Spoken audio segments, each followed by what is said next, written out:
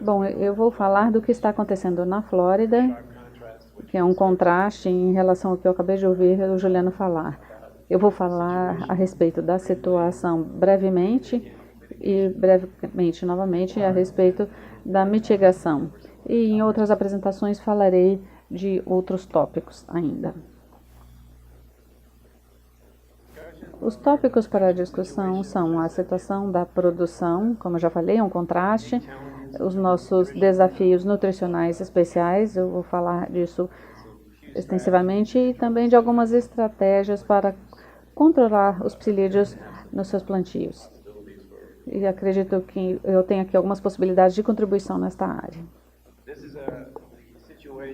Esta é a situação, e mais uma vez, é um grande contraste em relação ao que acontece no Brasil. E depois do furacão, quando a HLB foi descobrido, nós tivemos um problema na produção, uma disrupção, houve muita perda.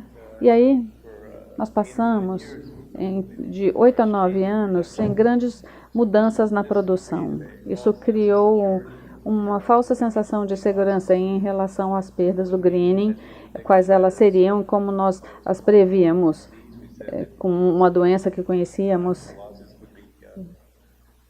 E acreditávamos que essas perdas seriam amplas imediatamente, mas não, houve um período aí de uma folga de 8 a 9 anos. Mas quando essas perdas começaram a se manifestar com a queda da fruta, nós vimos aí uma queda catastrófica na produção e ainda mais nessa última temporada houve um furacão em setembro, bem no início do período da colheita da variedade precoce. Então, houve uma perda adicional de 20% neste ano passado.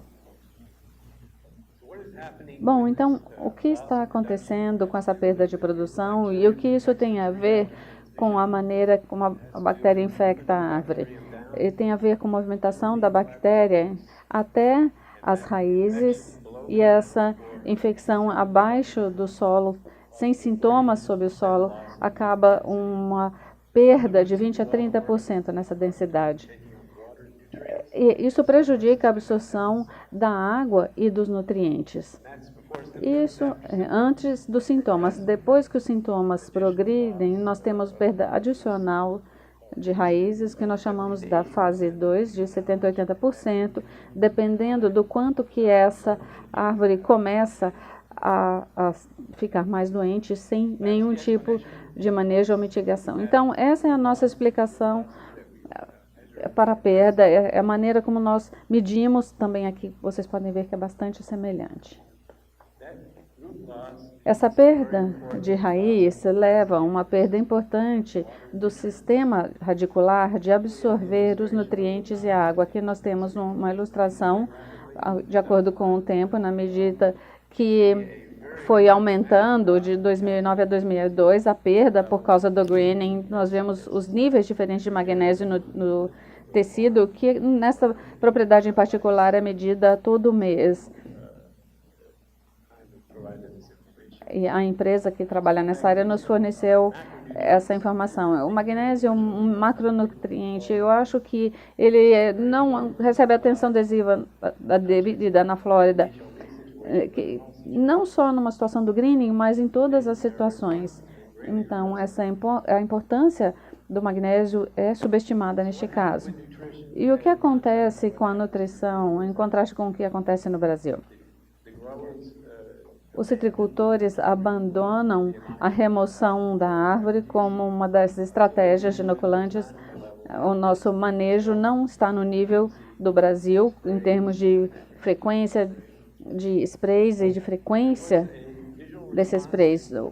Há uma resposta visual para o que eu chamo de programa nutricional foliar aumentado. E, mais uma vez, isso acaba dando uma sensação falsa de segurança aos citricultores, que eles estão controlando a doença, mas não estão controlando, não estão reduzindo as perdas e nem os danos. Mas isso acabando em 2012 com uma alta incidência de infecção das árvores e também causada pelos psilídeos. Foi um crescimento exponencial que acabou infectando 100% dos pomares em 2012. E 100% das árvores, assim, acabaram ficando infectadas com os psilídeos. Nós descobrimos que o manejo de coisas que não estávamos tratando antes era muito importante. E uma das coisas que claramente identificamos foi que, ao cobrir o solo, fazer o controle do pH do solo com cal, isso faz a carbonagem da água, isso era muito importante, a calagem,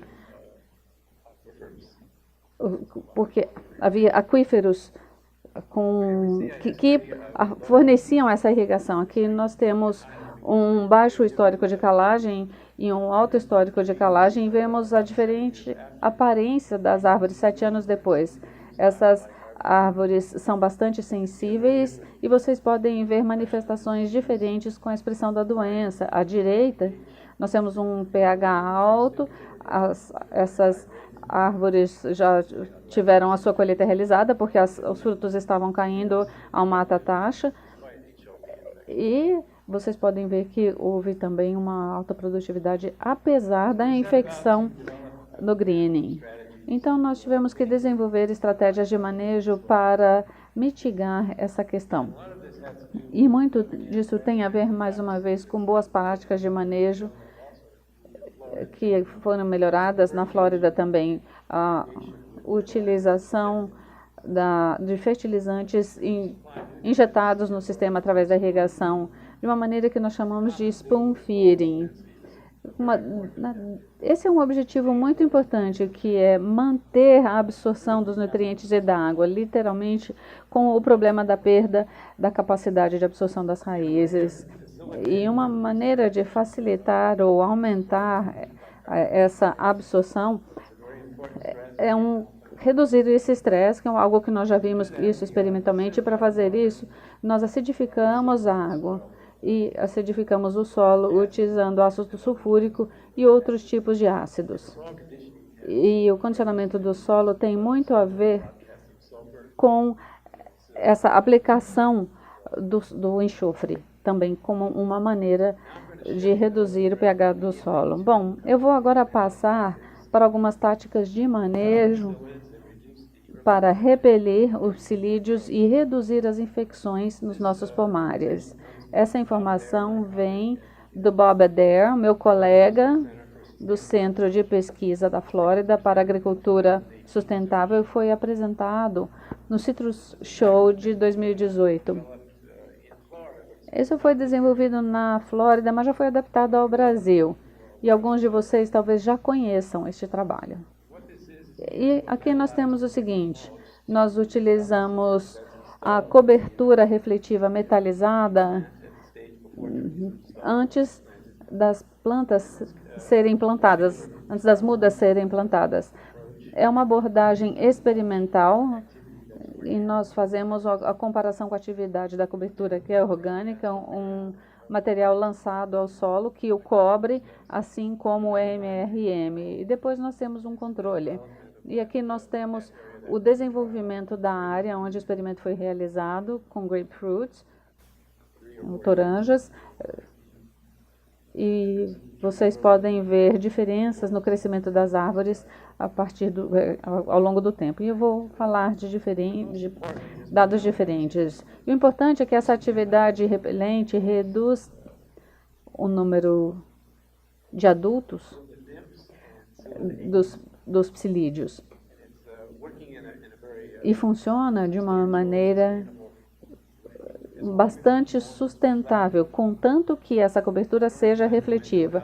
Eu não tenho tempo agora para falar de como a cobertura perde a refletividade, mas essa refletividade diminui a infestação do psilídeo. E como resultado disso, nós temos aqui duas épocas diferentes.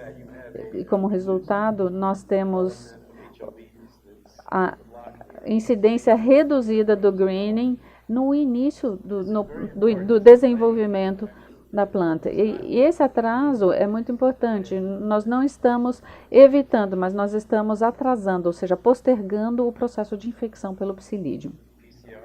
Aqui nós temos os números de PCR, as porcentagens.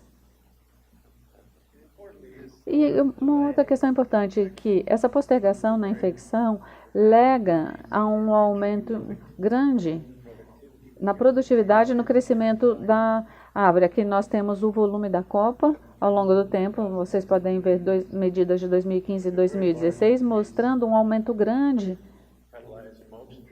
no MRM, o tratamento com a cobertura metalizada refletiva, que tem benefícios em si, em fornecer água, nutrientes de uma maneira mais eficiente e mais efetiva quando comparado ao solo nu. Aqui nós temos a resposta do tamanho das árvores, vocês podem ver que é bastante significativo. E, de novo, esse atraso, essa postergação no processo de infecção é muito importante para a produtividade para os pomares nos estádios iniciais. Aqui nós temos a primeira e a segunda cultura, vocês podem ver de novo um grande aumento de 2 a 3 vezes mais, dependendo da safra, e é sustentável, pelo menos nos primeiros 2 anos da toranja neste caso.